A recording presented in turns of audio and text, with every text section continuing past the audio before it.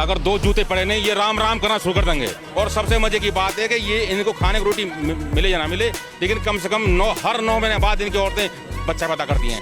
जो पौंड्री में महापंचायत हुई थी उसके संदर्भ में कुछ हेट स्पीच की बातें उसमें आई थी सामने, तो उसी संदर्भ में कुछ अज्ञात व्यक्तियों के खिलाफ मुकदमा दर्ज किया गया है। ये बच्चा बनाने की मशीन है और केवल एक ही मकसद है, जिहाद, जिहाद और जिहाद। अगर किराए पे किसी मुसलमान को आपने फड़ी दे रखी है, दुकान दे रखी है, किराए के लिए मकान दे रखा है, आप उसको जल्दी से जल्दी खाली कराएं। आपके पास 2 दिन का समय है। प्रोडक्शन बंद कर दो, डिक्टेटरशिप राज चाहिए 10 साल के लिए, 5 साल के लिए। उसमें जो उस दिन की वीडियो फुटेज है उसकी पुलिस एनालिसिस कर रही है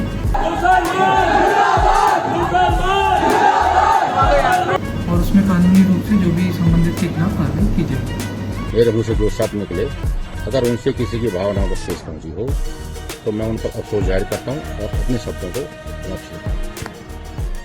इस देश के असल राष्ट्रभक्तों की, इस देश में अमन और चैन के साथ जो जीवन जीना चाहते हैं, भाईचारे के साथ एकता की मिसाल पेश करके देश को प्रगति के पथ पर अग्रसर करना चाहते हैं, उन लोगों की आज एक और बड़ी जीत हो गई है। जिस तरह से नूह का मामला हुआ, आप सबको पता है, 31 जुलाई को जो इंसिडेंट वहाँ पर हुआ था, उसके बाद गुरुग्राम में पंचायत हुई, जमकर हेट स्पीच दी गई। दंगों के तुरंत बाद गुरुग्राम, फरीदाबाद, पलवल के एरिया में मुस्लिमों को चुन चुन कर टारगेट किया गया। मस्जिद के इमाम की हत्या की गई, मदरसे में आग लगा दी गई, मस्जिद में आग लगा दी गई और बड़ी संख्या में मुस्लिम समुदाय के लोग हरियाणा से पलायन कर गए। उसके बाद गुरुग्राम के तिगड़ा गांव में जो पंचायत हुई थी उसमें बड़ी संख्या में हेट स्पीच दी गई। सुप्रीम कोर्ट में बात पहुंची, हाई कोर्ट में बात पहुंची। इसके बाद भी लगातार जो हिंदुत्व के ठेकेदार हैं वो कह रहे हैं कि हम यात्रा ज़रूर निकालेंगे और इसी सावन में निकालेंगे, इसी अगस्त महीने में निकालेंगे, माहौल चाहे जैसा भी हो, हमें निकालनी है तो निकाल लें। तो इसी के लेकर जो 13 अगस्त को पलवल के पुंडरी में महापंचायत हुई थी उसकी परमिशन दी गई थी। पुलिस प्रशासन ने कहा कि शर्तों के साथ परमिशन दी गई है, पर जो शर्तें थी कि कोई भी हेट स्पीच नहीं दी जाएगी, उनको ताक पर रखकर बड़ी संख्या में वहाँ पर हेट स्पीच दी गई। इससे पहले, इस पंचायत के होने से पहले सुनवाई इस मामले की सुप्रीम कोर्ट में हो गई थी। सुप्रीम कोर्ट ने कहा था अगर इस तरह का कोई भी ओकेजन होता है, इस तरह की पंचायतें होती हैं या कोई जुलूस होता है या रैली होती है, उसकी पुलिस प्रशासन बाकायदा वीडियोग्राफी करे और समय तय संज्ञान ले, उस वीडियो को अच्छे से जांच करके कि किस किस ने हेट स्पीच दी है एक पर्टिकुलर समुदाय के प्रति। तो इस महापंचायत में जमकर हेट स्पीच दी गई। पिस्टल नहीं, राइफल रखो, हाथ काट देंगे और नूह ज़िले को ही तोड़ दो, वहाँ के मुसलमान हैं उनको ज़बरदस्ती दूसरे अपने धर्म में बदलवा लो, इस तरह का जो सुनने लायक भी शब्द नहीं होते हैं वो जमकर वहाँ पर यूज किए गए। और पुलिस प्रशासन ने जब ये महापंचायत हो रही थी तो वहाँ एडीजीपी ममता सिंह भी मौजूद थी और वहाँ पर एसपी लोकेंद्र सिंह भी मौजूद थे। इस महापंचायत के शुरू होने से पहले इन्होंने कहा कि हेट स्पीच किसी भी सतर की हो उसको बर्दाश्त नहीं किया जाएगा। और एडीजीपी ममता सिंह है, उन्होंने तो सुप्रीम कोर्ट का जो आदेश है कि हेट स्पीच दी जाती है तो उसका स्वतः संज्ञान लेकर उसके ऊपर कार्रवाई करनी है, उसका हवाला दिया कि सुप्रीम कोर्ट का जो गाइडलाइंस है उसके अकॉर्डिंग न चलकर अगर किसी ने हेट स्पीच दी तो तुरंत हम यहीं पर एक्शन करेंगे और जो कंटेम्प्ट ऑफ कोर्ट है उसके ऊपर लगाएंगे। पर हुआ क्या? सबसे पहले तो मैं चाहूँगा इन दोनों अफसरों की आप वीडियो सुनिए, उसके बाद आगे बात कर रहा हूँ किस तरह से उस महापंचायत के पहले इन्होंने वो बयान दिया था। किसी भी परिस्थिति में कोई हेट स्पीच, कोई भड़काऊ भाषण या कोई भी ऐसी बात जो आम जनजीवन में कोई भी सांप्रदायिक तनाव या माहौल को खराब करने का काम करे, उनको क्लियर कहा गया है कि ये बिल्कुल भी परमिटेड नहीं है। We will take strong action if somebody do contempt of court और डू एनी एक्ट। आज हिंदू सर्वजातीय महापंचायत का आयोजन यहाँ पर किया जा रहा है, उसके लिए कंडीशंस के साथ परमिशन दी गई है, जिसमें किसी भी प्रकार की हेट स्पीच सख्त मना है। जो हमारी पैरामिलिट्री फोर्स है, आईआरबी है, डिस्ट्रिक्ट पुलिस है, आप देख सकते हैं कि हमने सभी तरफ नाके भी लगा रखे हैं, पेट्रोलिंग भी हमारी लगातार जारी है। किसी भी शरारती तत्व पे हमारी पूरी नज़र रहेगी। इसके बाद महापंचायत हुई, बड़ी संख्या में हेट स्पीच दी गई, एक विशेष समुदाय के व्यक्तियों को टारगेट करके अनर्गल बातें बड़ी संख्या में और ज़ोर शोर से की गई। ऐसी ऐसी अशोभनीय बातें कही गई जिसको सार्वजनिक मंच पर रखा भी नहीं जा सकता। और यहाँ अब ये जानना ज़रूरी हो जाता था कि जमकर हेट स्पीच दी गई, वीडियोग्राफी भी की गई है और सोशल मीडिया पर चीज़ें घूम भी रही हैं।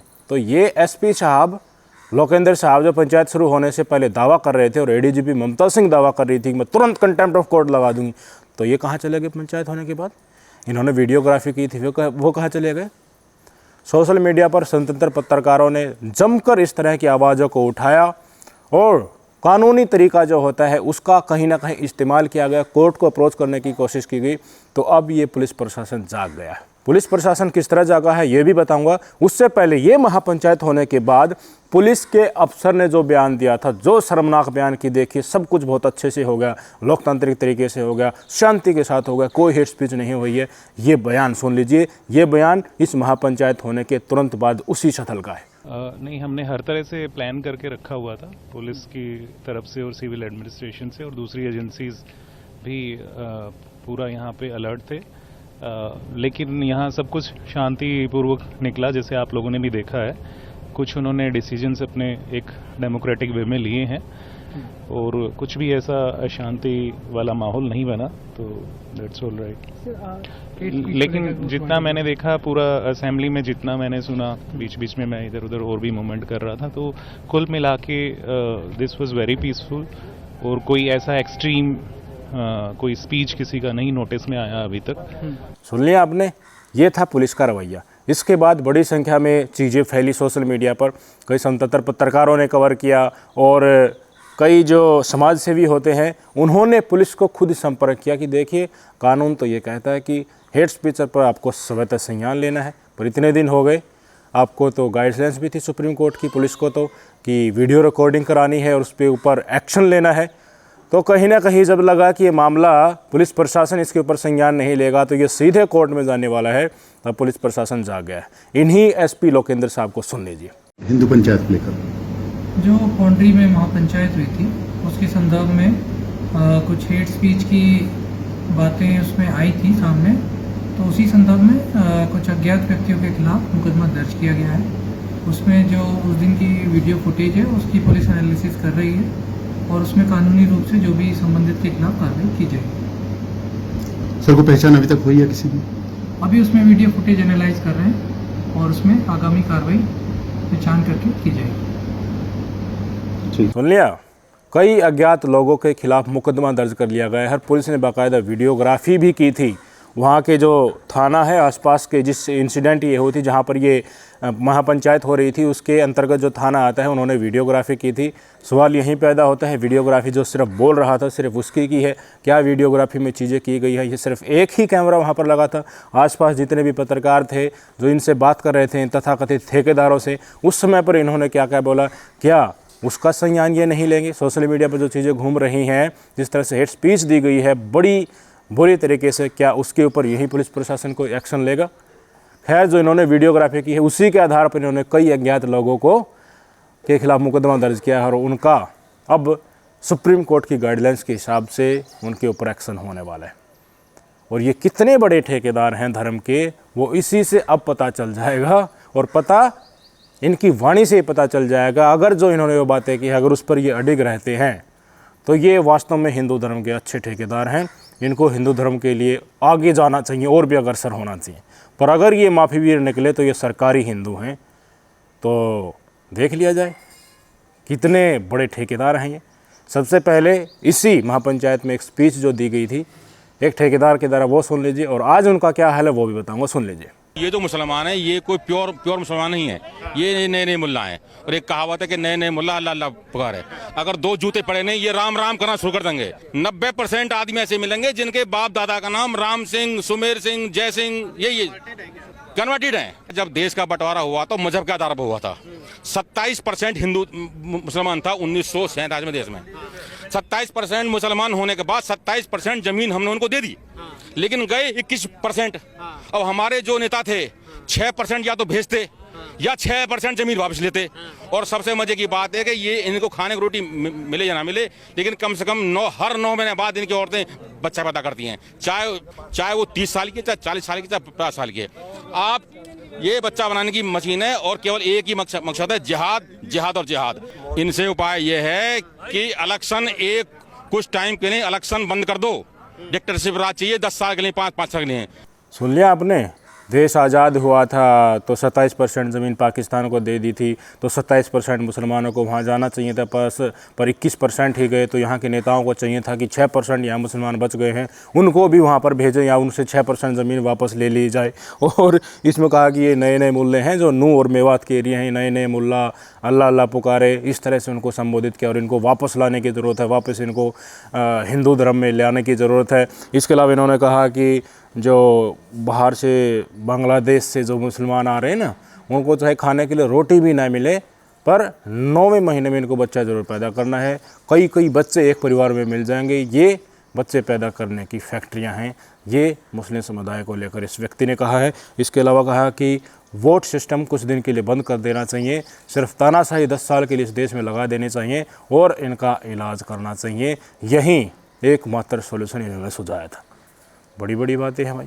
वहाँ तो तमाम हिंदू संगठन के लोग थे, अपनी बिरादरी के बीजेपी वाले थे, वो तमाम वही गैंग है जो हिंदुत्व का चोला ओढ़कर पूरे देश में नफरत फैलाते रहते थे। वहाँ तो इन्होंने बोल दिया तो उन्हीं बातों पर अडिग रहना चाहिए। अगर ऐसे ही ठेकेदार हैं तो धर्म के, तो अगर ऐसे ही हिंदू धर्म के रक्षक अपने आप को मानते हैं, पर रहे नहीं रहे। अब जब इनकी वीडियो सोशल मीडिया पर आए, अगर इनको लगा कि अब तुम्हारे ऊपर संविधान का चाबुक चलने वाला है कानून के तहत, तो भाई साहब इन्होंने मूद दिया है। इनकी वीडियो सुन लीजिए। 13 अगस्त को गांव पौंडरी जिला पलवल में हुई महापंचायत में पत्रकारों के उकसाने गए 31 जुलाई को हिंसा के रोष के कारण मेरे मुंह से जो शब्द निकले, अगर उनसे किसी की भावनाओं को ठेस पहुंची हो तो मैं उन पर अफसोस जाहिर करता हूं और अपने शब्दों को वापस लेता हूं। देख लिया माफी वीर को आपने, ये सिर्फ दहशत फैलाना जानते हैं और इनकी ज़मीन और इनके पैरों में सिर्फ इतना ही दम है। जब इनको लगता है कि तुम्हारे पीठ पीछे जो भारतीय जनता पार्टी खड़ी हुई थी उसकी शह पर तुम बढ़ चढ़ कर बोल रहे थे, तो इनकी यही औकात है, तुरंत पतलूनगिरी कर देते हैं। अब गिड़गिड़ा रहे हैं कि देखिए मेरे से गलती हो गई थी। एक और वीडियो दिखाया था मैंने डिप्टी सिंह का, वो भी माफ़ी वीर बन चुके इनसे पहले ही। दोनों वीडियो उनके देख लीजिए, पहले क्या बोला था और बाद में माफ़ी किस तरह मांगी थी, ये वीडियो देख लीजिए आप। और जितने भी ये मुसलमान हैं इन्हें हिंदू बनाया जाए, पहले हिंदू है 5-6 पीढ़ी आगे। मेरी मोदी जी से ये अपील है, ये हिंदू थे और इनको सारे को हिंदू बनाया जाए, सारे में ये चूड़े चमार ये बनाया जाए। बहन चौधरी दिनांक 13/8/2023 को पौंडरी गांव की महापंचायत में जो मेरे मुंह से गलती में एक आध वाक्य निकल गए थे, मैं उसके लिए सभी भाइयों से हाथ जोड़कर माफ़ी मांगता हूं। और जी मैं जमींदार आदमी हूं, मुझे इतनी बात का ज्ञान नहीं था और सभी ऐसी समाज से मैं हाथ जोड़कर माफ़ी मांगता हूं। मेरी इच्छा किसी जाति से या किसी उसकी भावना को ठेस पहुंचाना नहीं था। आतंकवादी ने छिपा में ये अपने घर में पाकिस्तान थे, बांग्लादेश थे, जितने भी आतंकवादी आम है सारे मेवात में, और ऐसे सब जीवन में दोबारा नहीं निकलेंगे जी। तो आपको थोड़ा सा दिमाग पर जोर लगाकर देखेंगे तो पता चल रहा होगा कि ये लोग माफ़ी क्यों मांग रहे हैं। माफ़ी इसलिए मांग रहे हैं कि सोशल मीडिया पर जिस तरह से ये वीडियो वायरल हो रही हैं और सुप्रीम कोर्ट ने बढ़ चढ़कर ये कहा है कि हम डीजीपी की अध्यक्षता में कमेटी बना रहे हैं और इस नूह मामले में जितनी भी हेट स्पीच दी गई हैं उनको मॉनिटर करके उनको संज्ञान में लेकर उनके ऊपर कार्रवाई करनी है। तो इनको लग रहा है ना शिकंजा कस रहा है।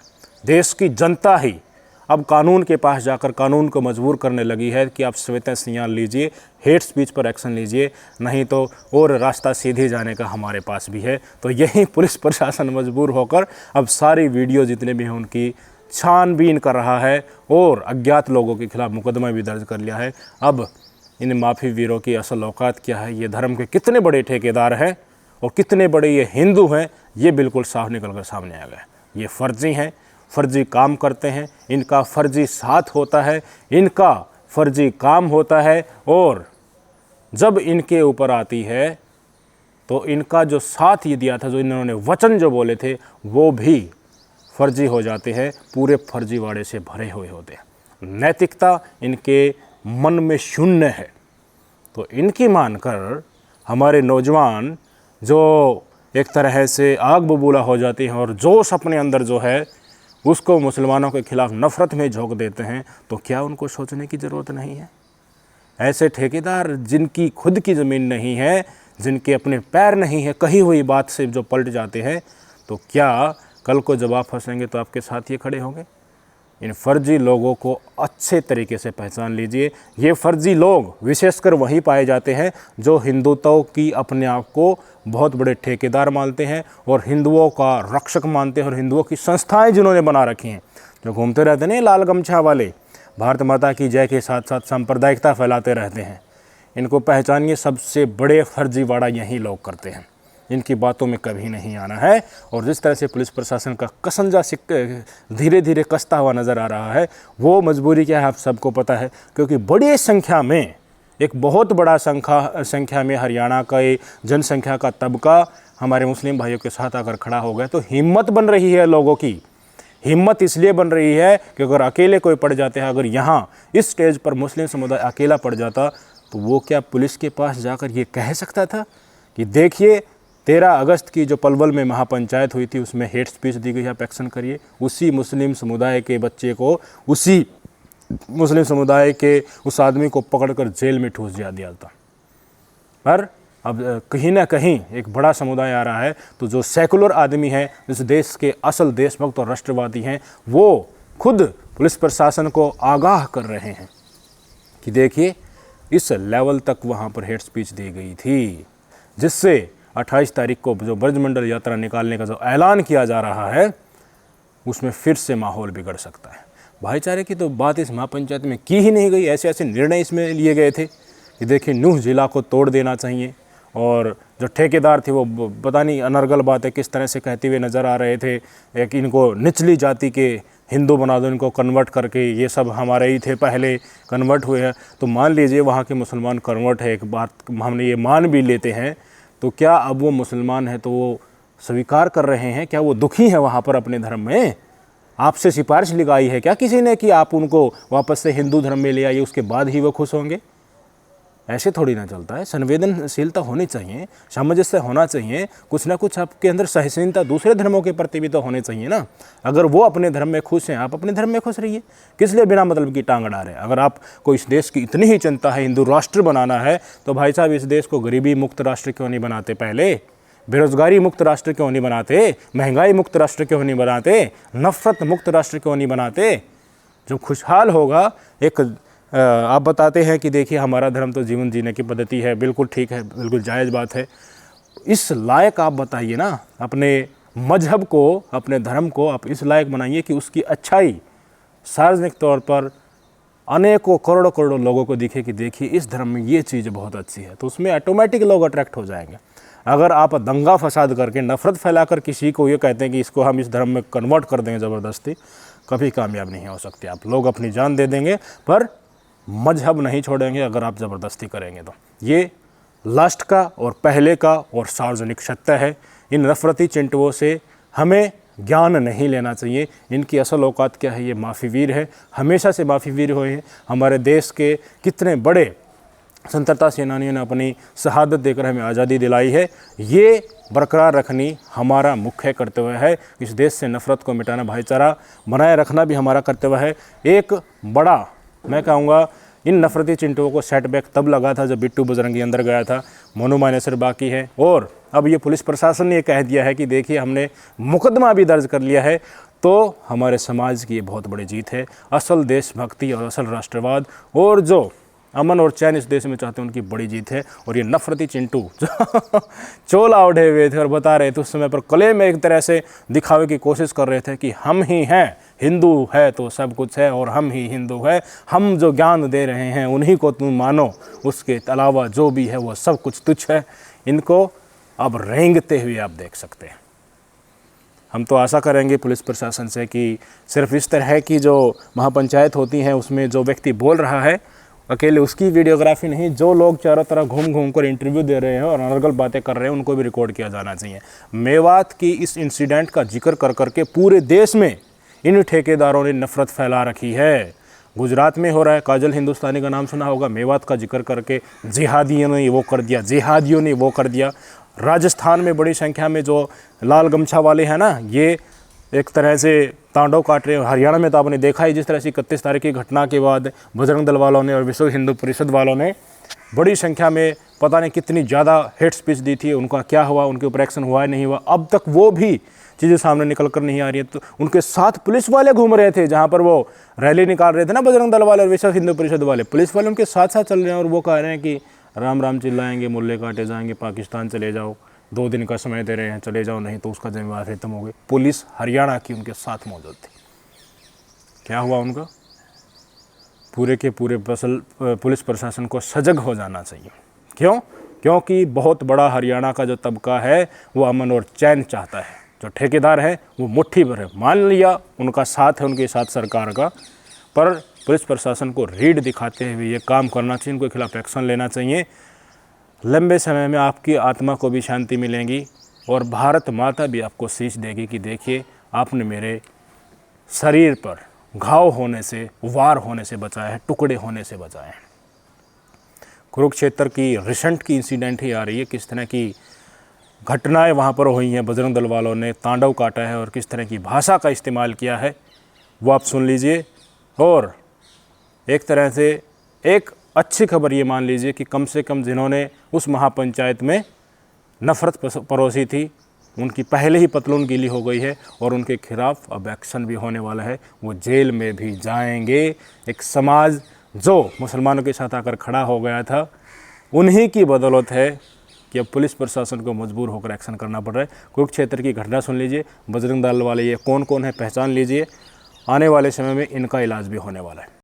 आप सभी दुकानदार भाइयों से और यहाँ के रहने वाले सभी नगरवासियों से प्रार्थना हाथ जोड़ के, जो भी आप अगर किराए पे किसी मुसलमान को आपने खड़ी दे रखी है, दुकान दे रखी है, किराए के लिए मकान दे रखा है, आप उसको जल्दी से जल्दी खाली कराएं। आपके पास 2 दिन का समय है।